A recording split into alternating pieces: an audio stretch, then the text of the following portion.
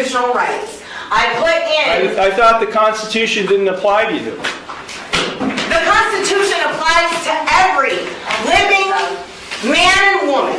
Yeah. You are violating your oath, Mr. Iowa. Take a seat I have a question. in this blue chair. Do I have the Sit down. Do I have the same rights? You want me to hold you in contempt? Sit down in that blue chair. Do I have the Sit down. there? One more time. Charged with one count of no operator's license, a minor misdemeanor subject to a maximum fine of $150 plus court costs. You also are charged with one count of expired plates, also a minor misdemeanor subject to a maximum fine of $150 in court costs. I am the authorized agent to the decedent estate. I am coming in here as the settler, and I want to settle this case. I will enter no plea on your behalf to these charges. I've given you 3 plea options to plead. No, I do not recognize anyone in this court. Okay, well, I don't recognize you or the bailiff or anybody else in this court. Then I'm just going to surrender the person to the court because I'm not coming back. I don't know what that means. You do know what that means. I don't know what that means. I am not the ens legis, non de guerre. I've been practicing law for 36 years, and what you've just said to me has no meaning to me whatsoever. So let me say it one last time, because we have other cases to handle today.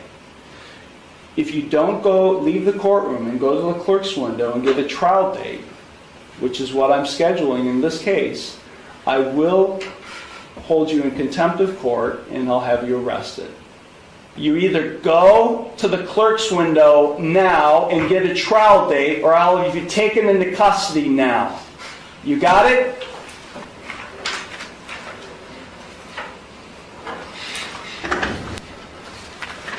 Court is now on the record in City of Conneaut versus Amber McHenry, 24 TRD 819.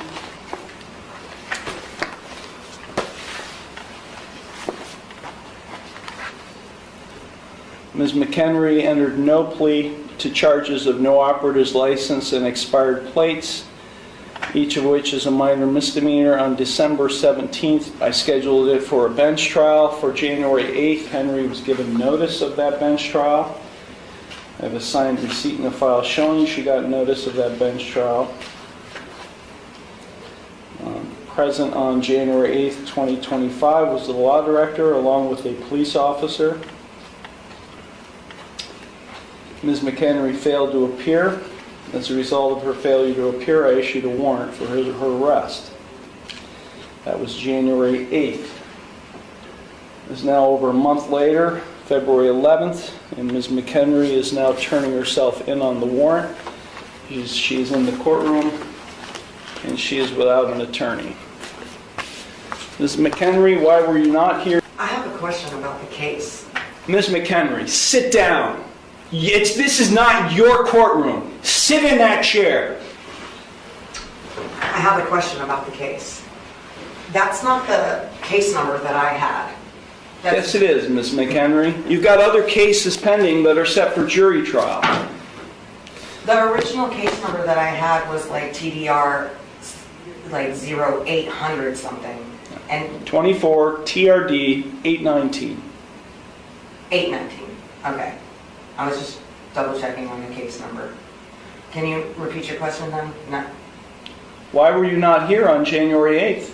I put in an appearance and it was rejected and struck from the record, and I was sent a letter saying that I am not who I said I was. So I have a question about that because I don't understand. This is not a discussion here. This is not a conversation. I ask a question. You respond to my question. Now, this is typical behavior for you because you're a sovereign citizen. At least you claim to be. I've never claimed that. Well, your documentation that you file, including the one you filed today that did not have a correct caption or case number on it, is indicative of that. So let me ask you, Ms. McHenry, again, why were you not physically, personally present in the courtroom on January 8th for your trial?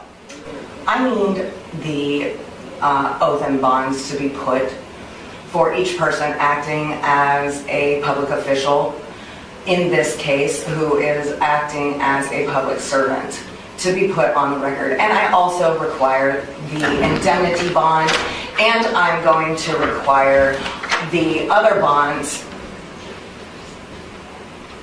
I need the accounting. Please, for the record, let it be known that you exited. I did. I exited the courtroom and asked a police officer, probation officer. Who has the indemnity bond? Where is the bill of particulars? The Because bond I is did not receive it. the warrant is being executed. You're being taken into custody. Take her down to the jail now. I was not given the warrant. Take her down to the jail now. Why am I being arrested? Take her down to the jail. What crime have I committed? Get off me. This is kidnapping. This is a false arrest. Stop fighting. No, this is a false arrest. Okay, relax. This is kidnapping. They're violating my rights, my constitutional rights. I put in... I thought the Constitution didn't apply to you. The Constitution applies to every living man and woman. Yeah. You are violating your oath, Mr. Iowa. How you doing?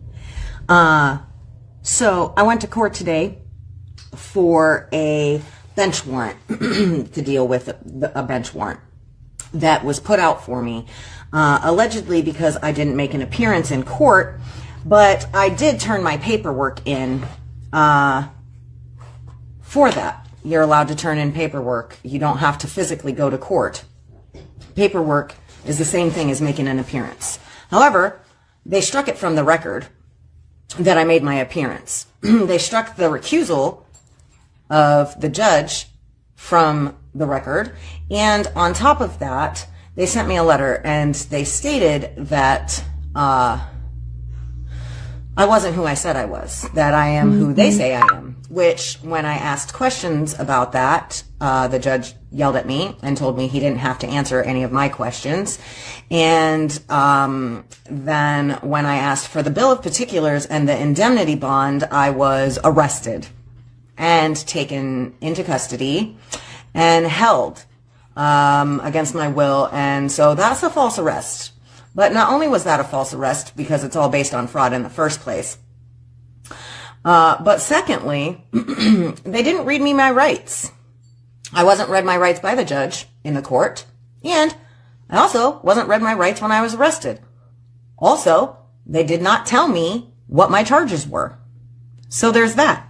I can't wait to get the paperwork where they tell me what they're charging me with. So this is all because of the right to travel. Okay? It's all based on the right to travel freely, unencumbered, and unfettered according to the Constitution. Now, I'm going to pull up some stuff for you because people need to know what the truth is. And they're not going to really know unless I actually physically show them, because you guys, you're not going to do the research. Right? You don't really care. You're just going to tell me I'm crazy and nothing that I say makes sense. You can replay all of this later because it's alive now, but they hold it up for 30 days and you can write down all of these things if you want to. There's benchmark cases that all deal with all of this stuff, but we'll start with Ohio Revised Code. I was threatened with, retaliation for, threatened and retaliated against. They were trying to coerce me into basically doing business with the state of Ohio, which I don't have anything to do with. I'm not a state of Ohio resident. Okay. Under section 2905, hold on. You have to have your own personal private license plate. You should go through the Department of Transportation, or you can get your own whatever, or just not even have a plate at all. Just remove it completely. Everybody needs to be doing this. We all need to recognize this. The more people who do this and realize what their rights are, the more rights you have. Right now I'm fighting by myself. Everybody else doesn't have the guts or the balls to do it. I don't know what to tell you. It's not my fault or problem. Here you go. Other things related to the case. service announcement for all of you. So now more people can start doing it. We need to take down Admiral Maritime Law. It's the law of the dead. I'm not dead, are you? This is my public service announcement for you. I was arrested. My friend was there with me. Her and her friend were with me. They witnessed it. Everybody that was there witnessed it. Say hi, Erica. No, I look like crap. But I have witnesses, which they'll be subpoenaed eventually, and they'll be able to confirm that my rights were violated. They didn't read me my rights. They didn't tell me my charges.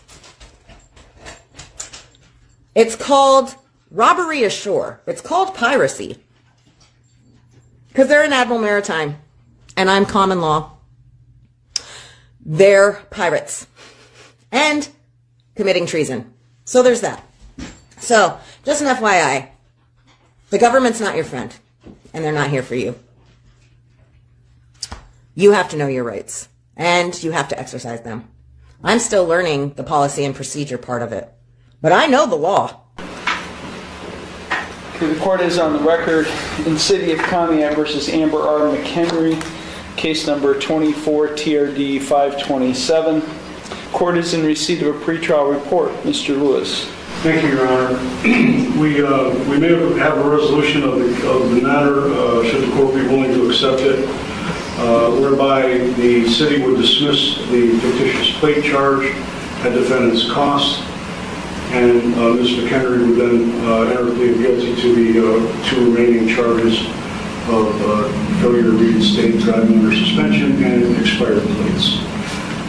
The city would then recommend whatever fines the court would deem appropriate along with the court costs of the case. Thank you. Thank you. Mr. Sayage. Thank you, Your Honor. I did convey the offer from Law Director Lewis to my client, Ms. McHenry, after extensive talks and going over what she would be waiving today. She has decided today that she would take the plea offer along with the state's recommendation of just court costs and fines. Okay, Ms. McHenry, it's my understanding today that you wish to change, you originally entered no plea to charges of failure to reinstate an unclassified misdemeanor and expired plates, a minor misdemeanor. You wish to enter guilty pleas to those two charges. In exchange for those guilty pleas, the fourth-degree misdemeanor charge of fictitious plates would be dismissed at your cost. Is that what you would like to see happen today? I believe so. You understand by pleading guilty to those charges that you would be waiving your right to the jury trial that is currently scheduled at the end of the month, as well as all of your trial rights. We just had a trial last week, so you kind of know what a trial is like. So by pleading guilty to these two charges, you'd be waiving all of those trial rights. Is that what you wish to do? Would that put an end to litigation? Yes, it would. I mean, no. I'm sorry? Yes. Okay. Also, you are represented by Mr. Sayage. Have you had sufficient time to consult with him, and are you satisfied with his counsel? Yes. Okay. I do find that defendant's pleas of guilty to these minor and unclassified misdemeanor offenses in subcase A and B, failure to reinstate and expired plates, to be knowing, voluntary, and intelligent. The court will accept the guilty pleas to those two charges, and I will therefore find her guilty of those offenses. I will dismiss at the defendant's cost the fictitious plates charge in subcase. So Ms. McHenry, I did not impose community work service. I could have. I did not impose a Class 7 license suspension. I could have on the failure to reinstate charge. I've just given you a fine and cost, although I'm ordering you to provide proof of insurance on the vehicle you're driving that day. If you're not able to provide to the clerk proof of insurance on the vehicle you're driving that day, you are subject to what we call a non-compliance suspension with the Bureau of Motor Vehicles. I guess what I'm saying, Ms. Henry, I could have sentenced you in a much more severe way. I did not. But understand that if you're back here with similar offenses and you're found guilty of those, I will impose those. What I didn't do today, I would do at a later time.